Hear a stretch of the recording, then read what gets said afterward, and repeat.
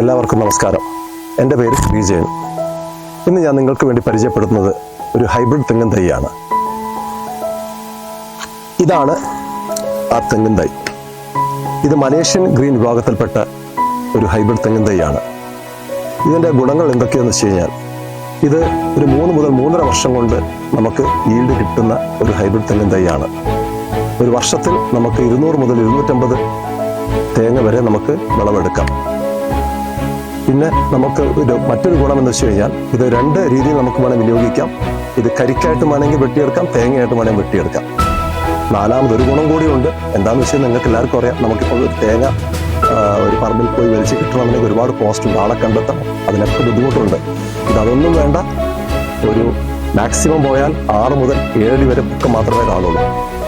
അപ്പം മറ്റാരെയും ആശ്രയിക്കാതെ തന്നെ നമുക്ക് സ്വയമായിട്ട് തേങ്ങ പറിച്ചെടുക്കാൻ പറ്റുന്ന രീതിയിൽ മാത്രമേ, അത്രയും പൊക്കത്തിൽ മാത്രമേ വളർന്നു വരികയുള്ളൂ.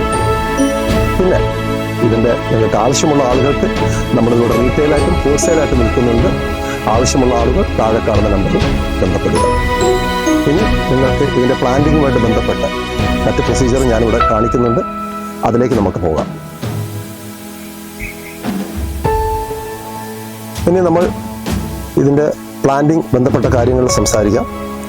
ഇതിൻ്റെ കുഴി എന്ന് വെച്ച് കഴിഞ്ഞാൽ 3x3 ഇതിൻ്റെ അളവെടുക്കുന്നത്. ഈ 3x3 കുഴി എടുക്കുമ്പോൾ ഇതിൻ്റെ മണ്ണെടുത്ത് നമ്മൾ പുറത്തേക്ക് ഇട്ട് കഴിഞ്ഞാൽ, ഈ മണ്ണിൻ്റെ കൂട്ടത്തിൽ നമ്മൾ മണലും ചാണകം കൂടെ മിക്സ് ചെയ്തിട്ട് ഈ കുഴിക്കകത്ത് തന്നെ 1 അടി നമ്മൾ ഇത് രണ്ടും കൂടെ ഉള്ള മണ്ണ് മിക്സ് ചെയ്തിട്ട് വേണം ആദ്യം ചെയ്യേണ്ടത്. അപ്പോൾ നമ്മളിവിടെ 1 അടി ഫില്ല് ചെയ്തിട്ടുണ്ട്. മണലും മണ്ണും കൂടെ മിക്സ് ചെയ്യേണ്ട സ്ഥാനത്ത് നമ്മളിവിടെ മണൽ ഫില്ല് ചെയ്തിട്ടില്ല. കാരണം ഓൾറെഡി ഇവിടെ എടുത്തിരിക്കുന്ന മണ്ണ് വളരെ ലൂസാണ്. അതുകൊണ്ട് മണലിൻ്റെ ആവശ്യം ഇവിടെ വരുന്നില്ല. അതുകൊണ്ട് അത് ചെയ്തിട്ടില്ല.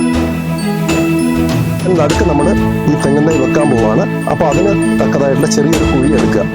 കുഴിയെടുത്ത് അതിൻ്റെ അകത്ത് വേപ്പും പിണ്ണാക്കും ഉപ്പും കൂടെ ചേർത്ത് നമ്മൾ ആ കുഴിയിലേക്ക് ഇടണം.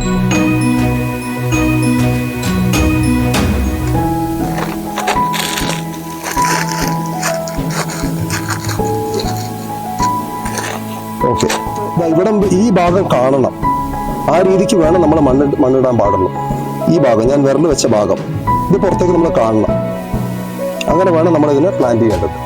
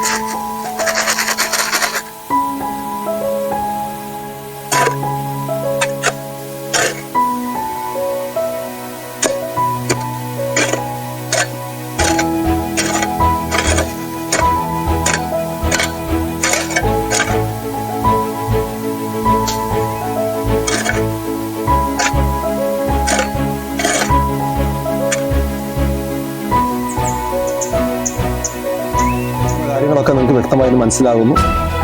ഇപ്പോൾ ഇതാണ് നമ്മൾ ചെയ്തു വെച്ചിരിക്കുന്ന കുഴി. ഇനി ഇതിൽ കൂടുതൽ എന്തെങ്കിലും നിങ്ങൾക്ക് സംശയങ്ങളും കാര്യങ്ങളും ഉണ്ടെങ്കിൽ ദയവേത് താഴെ കാണുന്ന നമ്പറിൽ ബന്ധപ്പെടുക. നിങ്ങൾക്കുള്ള എല്ലാ ടിപ്സും ഇതുമായിട്ട് ബന്ധപ്പെട്ട കാര്യങ്ങൾ നമ്മൾ നൽകുന്നതാണ്.